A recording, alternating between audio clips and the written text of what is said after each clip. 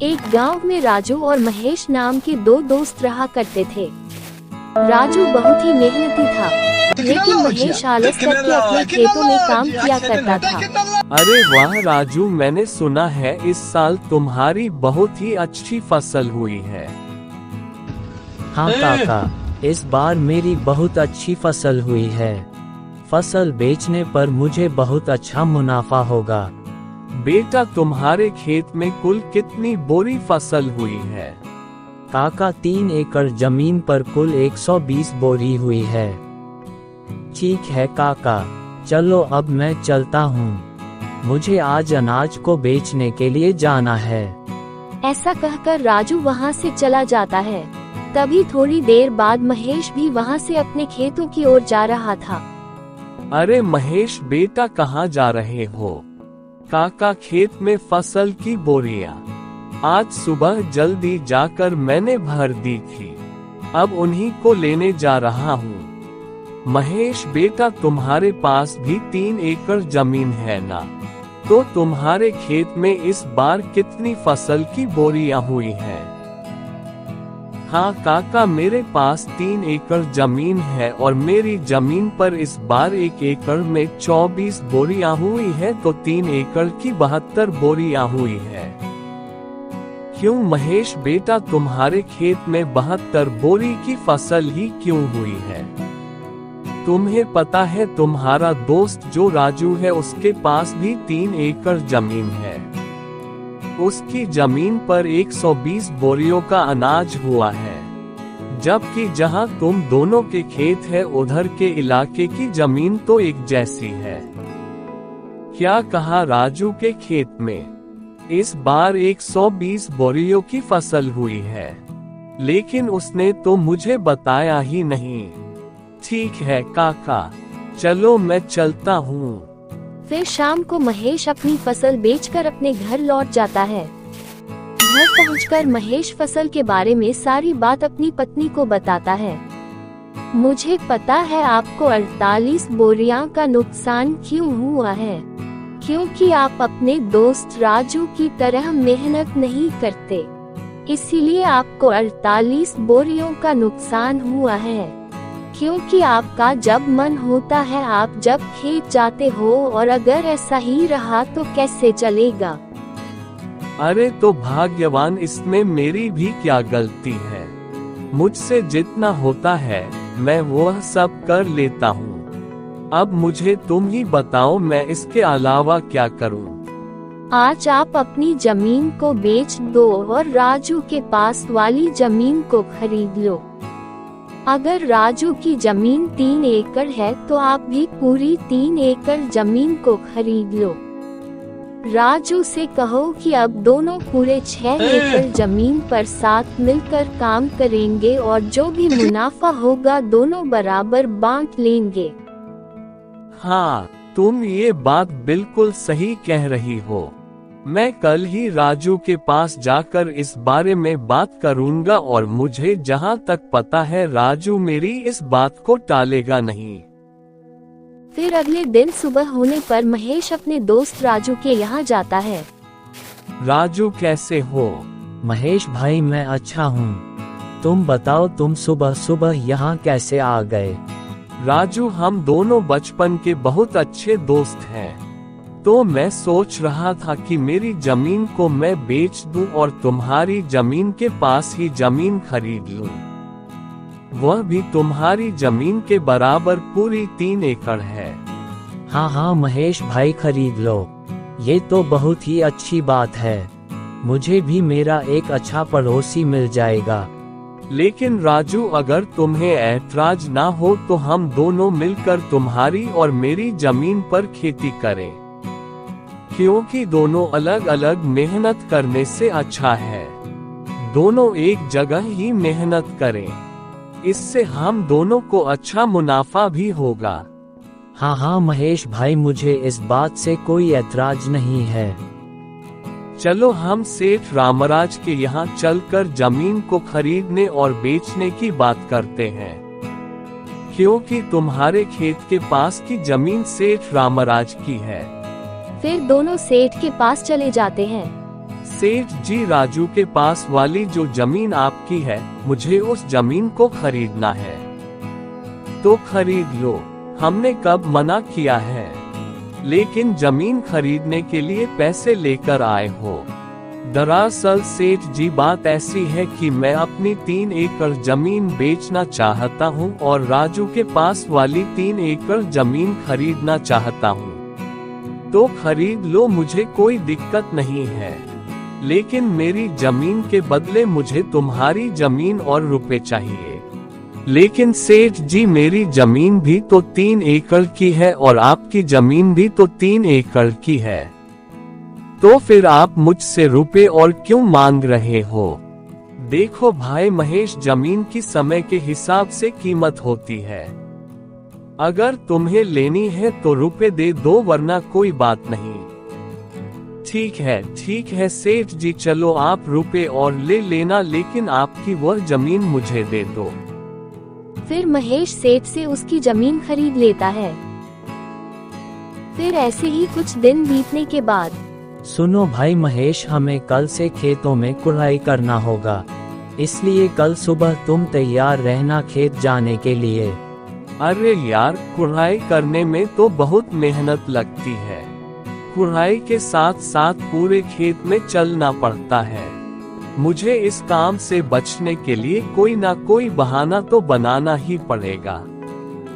अरे सुनो भाई राजू, आज मेरी पत्नी के पिताजी का देहांत हो गया है और मुझे 10 दिन के लिए उनके वहां जाना पड़ेगा।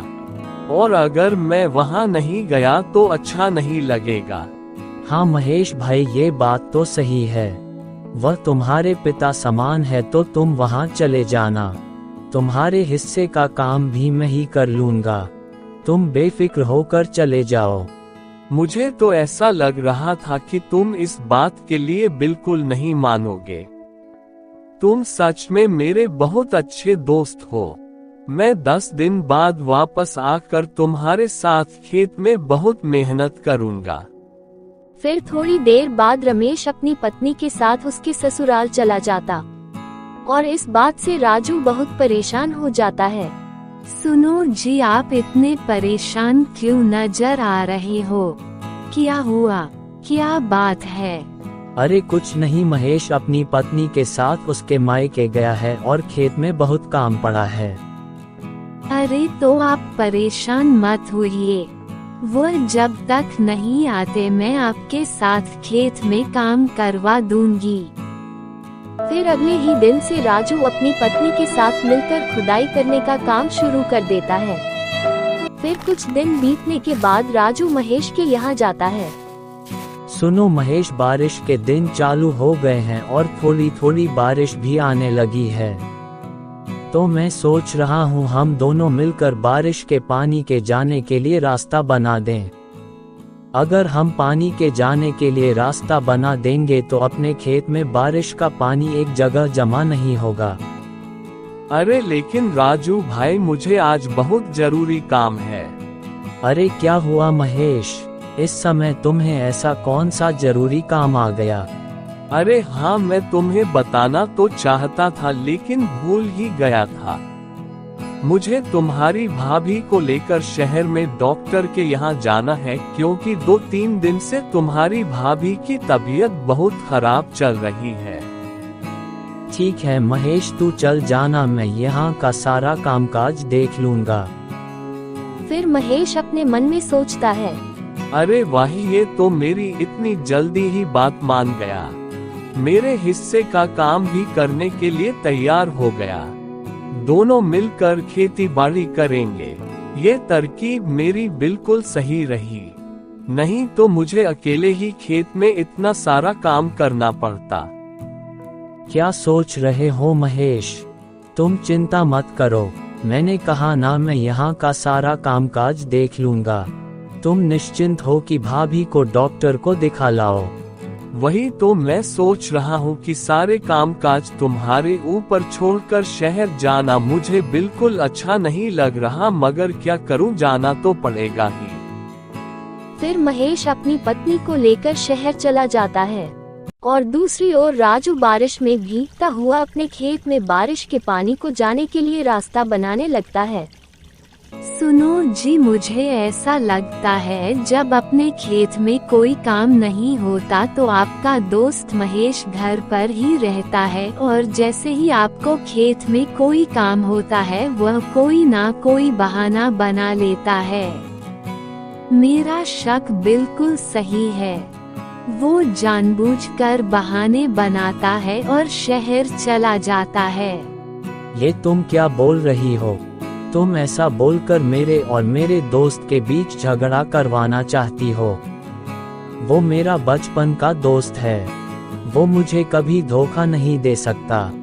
आपको मेरी बातों पर बिल्कुल भी विश्वास नहीं है ना? देख लेना, कुछ ही दिनों में आपको सच का पता चल ही जाएगा। फिर ऐसे ही कुछ दिन बीतने के बाद फसल तैयार हो जाती है। महेश भाई, चलो आज हमें फसल की कटाई करनी है, क्योंकि आज शाम को ही मुझे मेरी पत्नी के साथ शादी में जाना है, और आज फसल को नहीं काटा तो कल से फसल खराब होना शुरू हो जाएगी। हाँ राजू भाई, चलो आज हम फसल को काट कर बोरियों में भर लेंगे।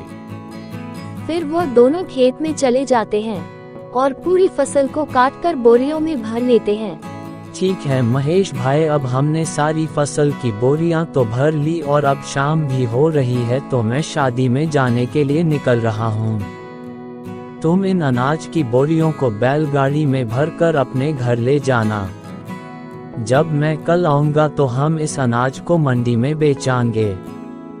अरे भाई, तुम चिंता मत करो, जब मुझे काम था तो सारा काम तुमने अकेले ही किया था, और अब तुम्हें काम है तो मैं सारा काम अकेले ही कर लूंगा।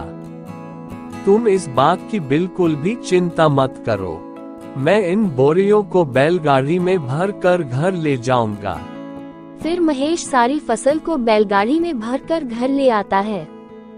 सारी फसल को यहाँ क्यों लेकर आए हो? मंडी में बेचकर क्यों नहीं आए? वह क्या है ना, राजू शादी में गया है और वह कल सुबह तक लौटेगा। उसके आने के बाद ही हम इन बोरियों को मंडी में बेच आएंगे।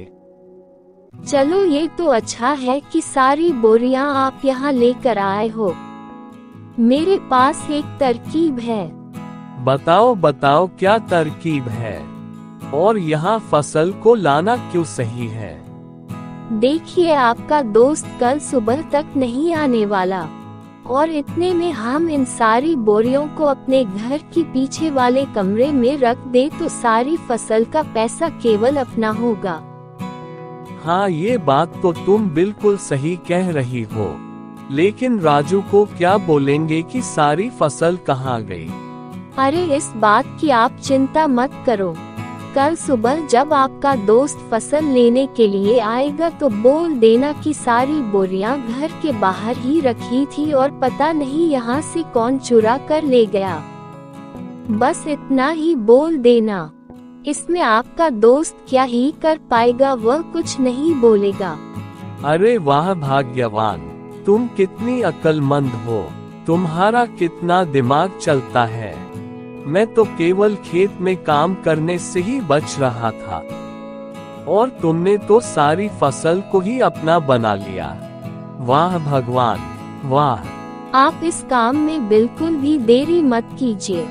आप सारी बोरियों को घर के बाहर ही रख दीजिए ताकि गांव वाले भी देख सके कि बोरी आपने घर के बाहर रखी है। फिर दोनों पति पत्नी में मिलकर सारी बोरियों को घर के पीछे वाले कमरे में छुपा देते हैं। फिर अगले दिन सुबह होने पर राजू महेश के यहाँ आता है। अरे महेश भाई, तुमने सारी बोरियां कहाँ पर रखी है? चलो आज हम उनको मंडी में बेच आते हैं। हाँ राजू भाई, चलो। फिर वो दोनों घर के बाहर जाते हैं। अरे बाप रे, मैंने अनाज की सारी बोरियां तो यहीं रखी थी, कहाँ गई बोरियां? अरे महेश भाई, तुम ये क्या बोल रहे हो? कहाँ है सारी बोरियां? मुझे नहीं पता, मैंने सारी बोरियां कल शाम को यहीं लाकर रखी थी। मैंने सोचा था कि यहीं से सारी बोरियां उठाकर मंडी में बेच आएंगे। लेकिन अब क्या करेंगे, अपनी सारी बोरियां तो चोरी हो गई। क्या अपनी सारी अनाज की बोरियां चोरी हो गई? हाँ, ये चोरों का ही काम है, नहीं तो यहाँ पर रखी हुई बोरियां भला कौन लेकर जाएगा। महेश भाई, तुमने ये क्या किया? पूरे 6 महीने की मेहनत को तुमने चोरों के हाथों में सौंप दिया। मुझे तुमसे यह उम्मीद नहीं थी। अरे राजू भाई, ये तुम क्या बोल रहे हो? तुम तो ऐसे बोल रहे हो जैसे उस फसल में तुम्हारे अकेले का ही हिस्सा था और मैंने चोरों को जानबूझकर वो बोरियां हाथ में दे दी हो। उस फसल में मेरा भी तो हिस्सा था, नुकसान मेरा भी तो हुआ है। हाँ, ये बात भी बिल्कुल सही है। चोर हम दोनों का ही हिस्सा लेकर गए हैं। हम दोनों को ही बहुत बड़ा भारी नुकसान हुआ है। ऐसा कहकर राजू वहाँ से अपने घर चला जाता है और जाकर चुपचाप बैठ जाता है। क्या हुआ जी, आप इतने उदास क्यों नजर आ रहे हो? फिर राजू अपनी पत्नी को सारी बात बता देता है।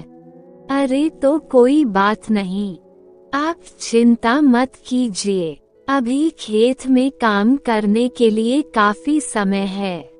जब तक आप अपने घर के बाहर वाले आंगन में सब्जियां लगाकर उन्हें बेचने का काम चालू कर दो। हाँ, तुम ये बात बिल्कुल सही कह रही हो। मैं कब तक ऐसे ही हाथ पर हाथ धरा बैठा रहूंगा? घर बैठे रहने से कौन सा मुझे बैठे बैठे पैसा मिल जाएगा। फिर राजू सब्जियां लगाने के लिए अपने घर के बाहर के आंगन में खुदाई करने लगता है। तभी खुदाई करते करते उसे एक मटका दिखाई देता है। अरे ये तो सोने चांदी से भरा हुआ मटका है। ये तो मेरा अच्छा भाग्य है। अगर मेरी फसल चोरी नहीं होती तो मैं कभी यहाँ सब्जियां नहीं लगाता और ना ही यहाँ जमीन पर खुदाई करता। अगर इसमें से एक सोने का सिक्का भी बेच दिया तो मेरी फसल के बराबर मुझे पैसे मिल जाएंगे। फिर राजू अंदर जाकर सारी बात अपनी पत्नी को बता देता है। ये सब भगवान की ही कृपा है, क्योंकि आप बहुत मेहनती इंसान हो। मेहनत का फल हमेशा मिलता ही मिलता है। और उधर दूसरी ओर फिर महेश और उसकी पत्नी दोनों उस कमरे में जाते हैं तो देखते हैं उनकी सारी फसल की बोरियां खराब हो चुकी हैं। अरे ये क्या हो गया? हमने इनको यहाँ छुपाने से पहले ये तो सोचा ही नहीं कि अगर फसल को थोड़ी भी हवा नहीं मिलेगी तो सारी फसल खराब हो जाएगी। ये सब तुम्हारी वजह से हुआ है। जो हमको अपने हिस्से में मिलने वाला था, अब तो वह भी नहीं मिलेगा। अब अपने हाथ से सब कुछ चला गया। अब क्या करेंगे हम दोनों? हमारा सब बर्बाद हो गया।